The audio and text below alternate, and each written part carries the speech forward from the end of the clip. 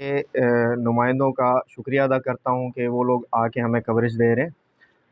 ये press briefing in continuation of previous press briefing है जो हमने कुछ दिन पहले की थी। तो मुअर्रखा 17-18 जनवरी की रात में एक वारदात हुई थी हमारे उस्ता मोहम्मद सिटी में जिसकी वजह से काफ़ी ताजरान बरादरी को स्पेशली और कारोबारी हज़रात को काफ़ी बेसुकूनी सी और बेचैनी सी फ़ील हो रही थी और वाक़ई वारदात भी बड़ी थी। तो उस वारदात में एहसन ज्वेलर्स की शॉप में बर्गलरी हुई थी और जिसमें इब्तदाई रिपोर्ट के मुताबिक 150 तोले सोना, 3.5 किलो चांदी और नकद रकम तकरीबन 16 लाख रुपए चोरी हुए थे।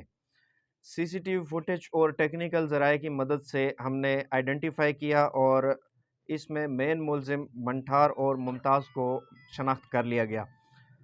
इसी काम पे हमने आईजी साहब के हुक्म से आईजी बलूचिस्तान के स्पेशल अहकामात पे हमने एक स्पेशल टीम बनाई जिसको मैं खुद हेड कर रहा था और लीडिंग एलिमेंट हमारे साथ SHO city SI Abdul Rauf Jamali थे और सपोर्ट में इनके साथ सीआईए स्टाफ पूरा का पूरा एसआई हाजी खान जमाली और ये सब मिलके अपनी टीम के साथ काम करते रहे। हमारे अपने महदूद वसाइल को हमने तो मुकम्मल तौर पे इस्तेमाल किया, साथ-साथ हमने बाकी वसाइल अपने पर्सनल लाइज़ॉन पे इस्तेमाल किए, जिसमें मैं शुक्रिया अदा करूँगा लाड़काना पुलिस का, कंबर शहदाद कोट पुलिस का और जैकबाबाद पुलिस का, जिन लोगों ने हमारे साथ इसमें काफ़ी हेल्प की। तो वक़ूए का मुकदमा हमने रजिस्टर किया था और पुलिस ने तफ्तीश अमल में लाई थी और जैसे ही मुल्ज़िमान की शनाख्त हुई तो उसके बाद उन मुल्ज़िमान को अरेस्ट करने के लिए और रिकवरी के लिए हमने अपनी कोशिश जारी रखी। तो फिर 27/1/2023 को शाम के वक्त पे जलाल रेड्डी जो कि अपने बाकी दीगर 3 साथियों के साथ 2 मोटर बाइक्स पे आ रहा था और ये भी इसी जुर्म में शामिल था। तो इसको रोकने के इशारे पे ये रुकने के बजाय इन लोगों ने पुलिस पार्टी पे फायरिंग की थी। पुलिस ने भी हिफाज़त खुद इख्तियारी में फायरिंग की। तो इसके बाकी 3 साथी तो भागने में कामयाब हो गए जबकि ये मोटर बाइक, एक पिस्टल और इसके हिस्से का सामान जो पहले हमने ब्रीफिंग में बताया था आपको जिसमें चांदी ज़्यादातर थी और 7 तोले सोना था और कुछ रकम थी। तो उसके साथ हमने इसको ज़ख्मी हालत में गिरफ़्तार कर लिया था।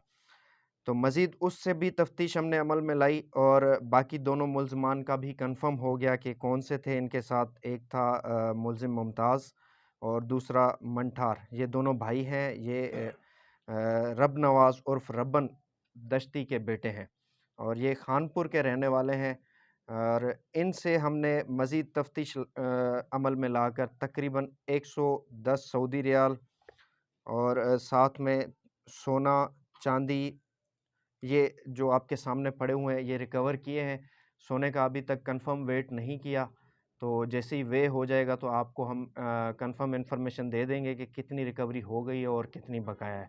मुल्ज़िमान भी तीनों गिरफ़्तार हो चुके हैं। एक पहले ज़ख्मी हालत में गिरफ़्तार हुआ था, जबकि मुमताज़ को और मंठार को हमने रिसेंटली गिरफ़्तार किया है और उनके कब्ज़े से ये चीज़ें हमें इन लोगों ने निशानदही करवा के सिंध के ज़िला शिकारपुर से जाके रिकवरी करवाई है।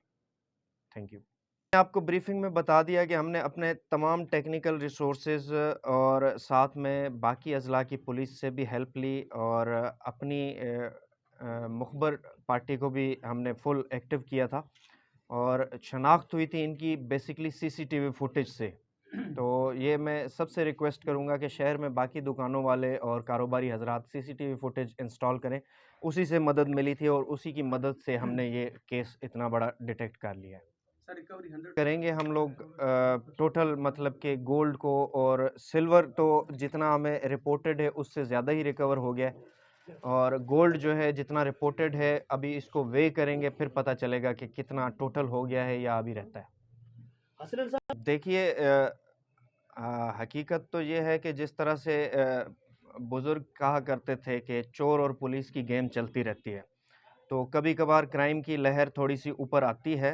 बार वाला जो क्राइम था उसमें ज़्यादातर इफ़ेक्ट फ्लड्स का था क्योंकि सैलाब में लोग जो हैं ज़्यादातर मुतासिर हुए थे और भूख और इफ़लास की वजह से वो चोरियों पे भी उतर आए थे। तो उनको हमने काफ़ी हद तक कंट्रोल किया है और हमने नई जो स्ट्रेटजीज़ बनाई हैं वो मीडिया में ब्रीफ़ नहीं करूँगा, क्योंकि वो स्ट्रेटजी अगर मीडिया में ब्रीफ़ करेंगे तो चोरों को भी पता चल जाएगी। तो इस वजह से मैं आपको बता रहा हूँ कि इंशाल्लाह आपको नेक्स्ट उस्ता मोहम्मद में इतना बड़ा कोई क्राइम नहीं मिलेगा, और इवन मोटर बाइक स्नैचिंग भी आपको बिल्कुल बेयर मिनिमम मिलेगी। पहली तो हमारी कोशिश ये है कि हो ही ना, लेकिन फिर भी इंसान है वो, कोई भी हरकत कर सकते हैं, लेकिन अगर हुई तो हम उसको डिटेक्ट भी करना जानते हैं और उस क्रिमिनल्स को फाइट करना भी जानते हैं।